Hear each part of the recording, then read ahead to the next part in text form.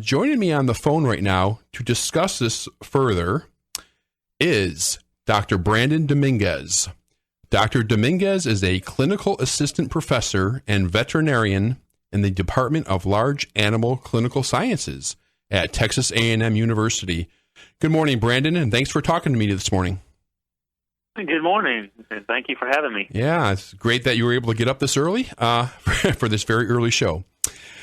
Well, let's go ahead and really get started. In the United States right now, we're seeing an outbreak of a pig virus, and that's called Porcine Epidemic Diarrhea virus. While it's endemic in parts of Asia and Europe, it has not been seen in this country until last spring. So let's start out with explaining to my audience what is Porcine Epidemic Diarrhea virus and what is pathology in pigs? Okay, so the virus is a coronavirus. It's in that family. If they're familiar with other coronaviruses in the pig industry, we often think of transmissible gastroenteritis virus, which is a relative to porcine epidemic diarrhea virus. What PED does, it causes vomiting and diarrhea in all ages of pigs. It most severely affects the younger pigs, less than 10 days old, before they're weaned. Those pigs have a high mortality rate, high death rate, whereas older pigs will have some vomiting, have some diarrhea, and get over it in 7 to 10 days. Okay, and you said there's a high death toll that goes along with the younger pigs. What is that morbidity rate about? In naive herds, it approaches 100%. Wow. It can be really high. Okay, and is this virus very easily transmissible from pig to pig?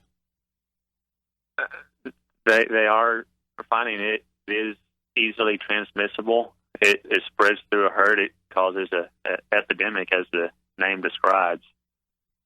So pigs can pick it up very easily from each other. Okay, and as I mentioned in the intro, and correct me if I'm wrong, this virus has not been seen in the United States until 2013. Correct. How do you have any idea of how it entered the United States? And now I'm hearing reports that it's in Canada also. All right. They just reported an outbreak in Canada. They don't know exactly how it got into the United States. We know there's cases in Europe and Asia frequently. When it came into the U.S., multiple farms that were a good distance apart showed up with the disease about the same time, which tends to indicate there is some common point source for the infection to start from. We just haven't figured out exactly what that was at this time, and we may never be able to. Okay, great. Brandon, when I first contacted you about, 10 days ago, the porcine epidemic diarrhea was reported in about 22 states. And, of course, now we know Ontario is reporting it, too. Do you have any update on these numbers? Yes, sir. Currently, there's 23 states with the virus, or reporting cases of the virus, and just shy of 2,400 farms that have reported the virus. Wow. And I think it's important to note to the audience that this virus is not transmissible to humans, or I believe it's not transmissible to any other animal either. Correct. It's just for pigs. Right. So people cannot get it through eating pork, being around pigs, petting zoos, etc. Right. Okay. It just serves. It just affects pigs. Okay. Now, I heard reports that people are predicting this could spread further, particularly with the frigid weather that we're having right now. Why would that be? Is that kind of in the same line as the way influenza is? There's a season for it? Somewhat. The biology behind them is similar.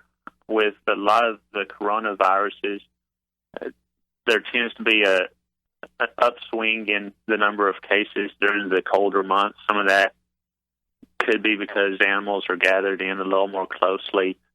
The buildings are shut off as far as much ventilation coming through to try to keep it warmer. And the virus tends to do better in colder weather. So we see an uptick in the number of cases that are diagnosed. Well, certainly the pork industry must be in a bit of a panic right now. What can be done to get this outbreak under control? What are the preventive measures, the control measures, et cetera? The biggest control measure is practicing good biosecurity, making sure everything that comes onto the farm is clean and disinfected prior to getting onto the farm, and minimizing what needs to come onto the farm. They've had some studies showing that the more frequent there's contact with the outside world, so to speak, the more likely a farm is to break with PED virus infections. So if you can minimize that, and then those people that do have to go to the farm, if shower in and shower out type procedures or changing clothes, whatever can be done to make sure they don't transmit or bring in anything to the farm and to the pigs. The same goes for when they're leaving the farm. Make sure everything's clean and disinfected so that it doesn't transmit whatever's on one particular farm to another farm.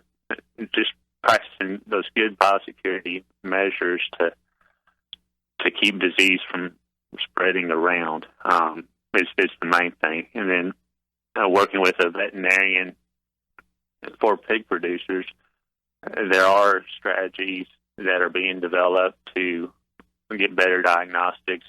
Of course, the earlier you can diagnose a problem, the quicker you can respond to it and minimize the effects of it.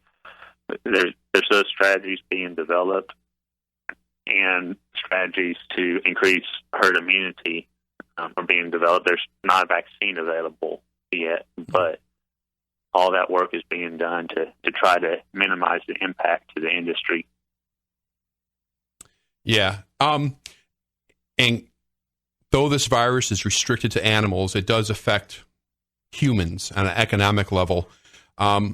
Any thoughts on, I know you're not an economist, but any thoughts on what pork future is going to be like in the future? I always hate to predict the market of any kind. The pork industry is going to be affected by this.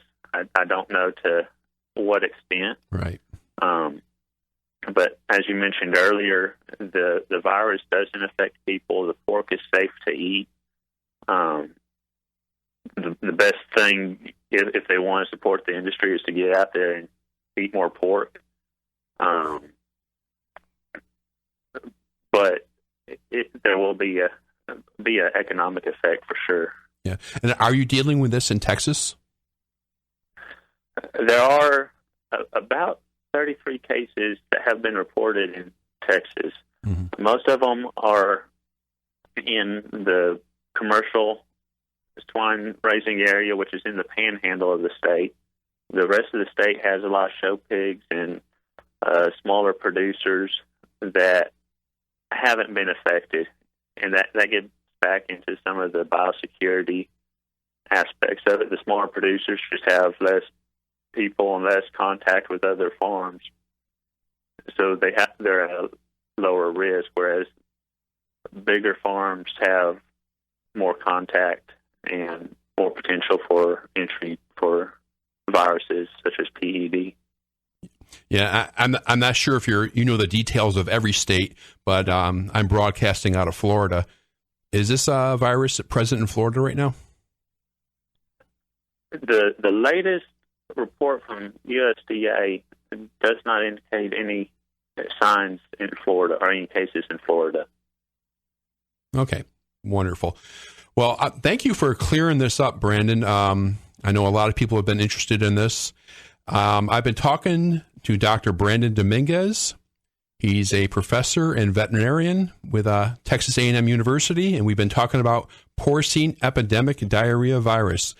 Thanks, Brandon. I appreciate it. Yes, sir. Thank